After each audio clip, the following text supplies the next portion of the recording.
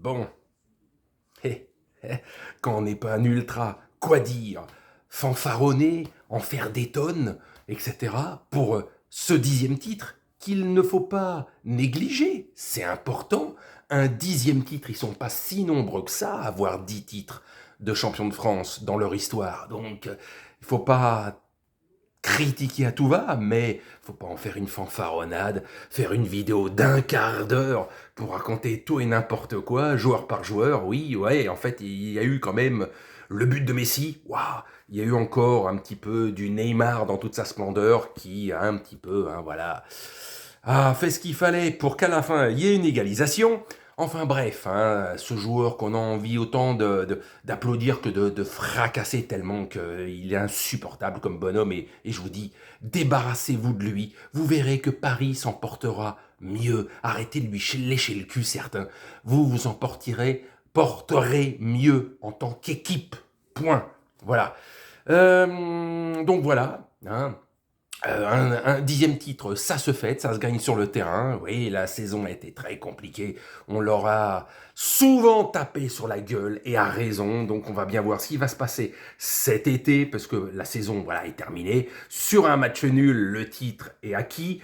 Et, bref, ils auront l'étoile sur la manche probablement, hein, puisque il y en a certains qui pendant 30 ans vont nous parler de l'étoile qu'ils ont là, mais bon, pendant 150 ans avant peut-être de jamais en regagner une autre, mais enfin bref.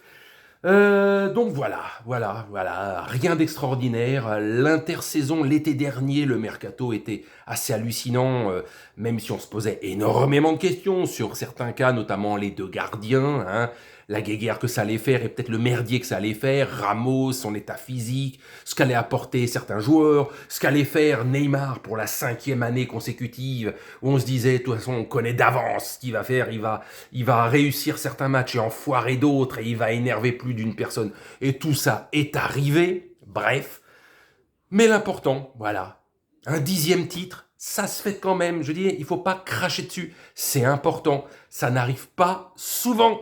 Et ceux qui vont leur cracher dessus, hein, notamment les adversaires, bah, qu'ils en gagnent 10 aussi. Et qui ne fêtent pas simplement des choses qui sont arrivées il y a 30 ans. Hein, parce qu'à force, ça mène nulle part. Enfin, bref. Voilà, c'est tout. Il n'y a pas besoin d'en faire des fanfaronnades pendant 8 jours. Bravo à eux. Mais que l'été va être long et il va falloir croiser les doigts. Putain, je bafouille. Croiser les doigts pour qu'il se passe vraiment beaucoup de choses. Parce que si c'est juste des petites retouches par-ci, par-là, on change juste d'entraîneur, mais on laisse le fonctionnement du PSG comme il l'est depuis 10 ans, ça changera quoi? Parce que tu mets Conte, tu mets Zidane, mais tu laisses tout le reste. Arrêtez vos conneries. Soit c'est un putain de ménage d'en haut jusqu'en bas, soit simplement je mets un entraîneur avec plus de poignes. Est-ce qu'il aura vraiment les mains libres?